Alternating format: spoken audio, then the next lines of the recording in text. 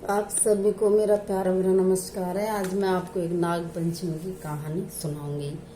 एक साहूकार था, उसके 7 बेटे वे 7 बहू थी।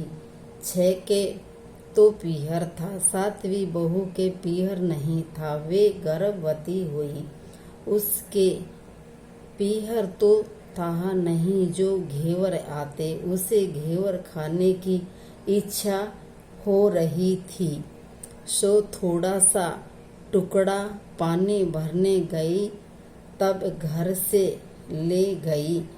पेड़ के नीचे घेवर रख दिया। उसने सोचा पानी भर कर आराम से घेवर खाऊंगी। पानी भर कर घेवर लेने गई तो वहाँ घेवर नहीं मिला। पेड़ के पास एक बम्बी थी, उसमें एक नागनी रहती थी। वह भी गर्भवती थी। घेवर देखकर नागनी की इच्छा भी उसे खाने की हुई। उसने घेवर खा लिया और सोचा, साहूकार की बेटे की बहू अगर गाली निकालेगी तो उसे काट खाऊंगी, पर अगर कुछ नहीं कहेगी तो उसे को पीहर वास दूंगी। साहूकार के बेटे की बहू ने देखा घेवर नहीं है तो कहने लगी, बिचारी कोई मेरी जैसी होगी सो खा गई होगी, कोई बात नहीं है। नागनी बहुत खुश हुई। उसने अपने बेटे को सब बता कर कहा कि वे इंसान का रूप बन कर जाओ और साहूकार के बेटे की बहू को लेकर आओ। नागनी के बच्चे इंसान के रूप बना कर साहूकार के घर गए और साहूकार की पत्नी से कहा कि हमारी बहन को हम लेने आए हैं, सो भेजो। सास ने कहा, इतने दिन कहाँ थे, पहले तो कभी आए नहीं। नागनी के लड़के ने कहा, ब्यानजी बाई भी हमें पहचानती नहीं है। बाई जन्मी तब हम नानी के थे और शादी हुई तब हम परदेश कमाने गए थे। वे लड़के बहुत से गहने कपड़े और मिठाई अपनी बहन की सास के वे जिठानी के लिए ले गए थे। सास बहुत प्रसन्न थी। सास ने बहू को भेज दिया। बम्बी के पास पहुंचकर लड़कों ने कहा, बहन हम सांप हैं, तुम्हारा घेवर हमारी माँ ने ही खाए था। उसने तुम्हें अपनी बेटी मानी है, इस नाते तुम हमारी बहन हुई। तुम हमारी पूंछ पकड़ लो, डरना मत। वह पूंछ पकड़ कर बम्बी में चली गई। वहाँ उन्होंने उसे बहुत सुख और आराम से रखा। उसने लड़के को जन्म दिया। तब उसका लड़का थोड़ा बड़ा हुआ।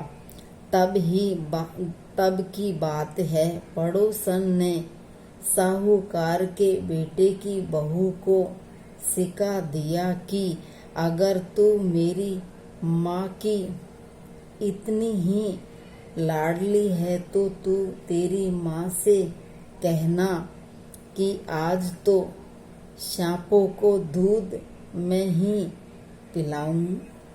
पिलाऊंगी।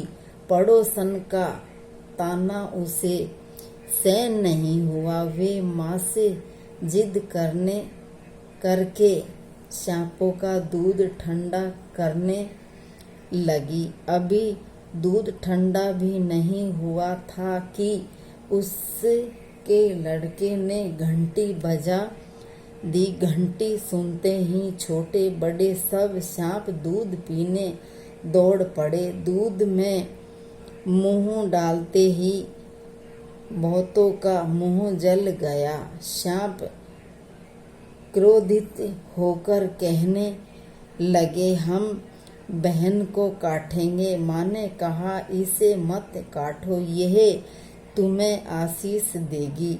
साहूकार के बेटे की बहू बोली, जीवो मेरा नाग नागनी, जीवो मारा खांडा बांडा वीर।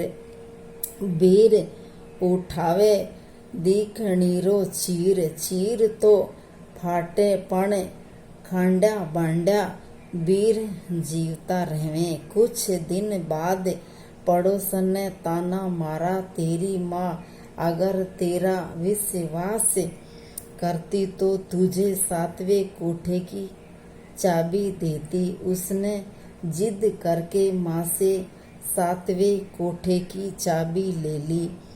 ताला खोला तो देखा बाबा नाग जल में झूल रहा था। उसने कहा, बाबा आप तो मेरे पिता हैं। और बोली, जीवो नाग नागनी, जीवो बासुकी नाग।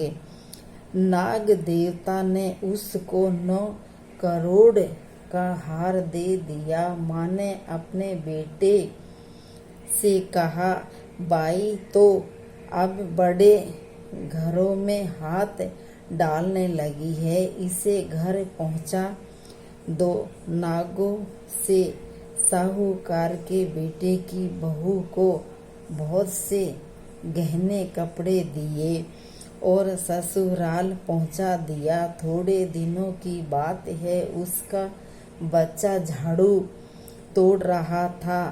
ताई ने कहा, झाड़ू मत तोड़े, इतना तोड़ने का शौक है तो तेरे नाना मामा के यहाँ से लाया होता। सांपों ने सुन लिया। माँ से जाकर कहा, माँ ने कहा, 2 झाड़ू सोने की बनवाओ, 2 चांदी की बनवाओ और दिवाओ। ताई देखकर जल गई, कहने लगी, इसके तो ताने मारने से धन बढ़ता है। छोटी जेठानी लकड़ी लेने गई, वहाँ सांप था।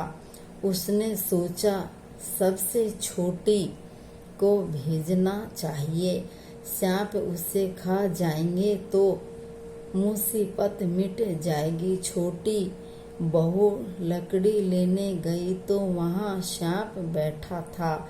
बोली, भैया राम राम।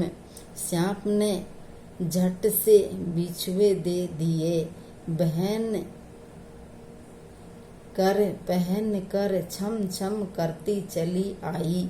जिठानियाँ देखकर जल गई।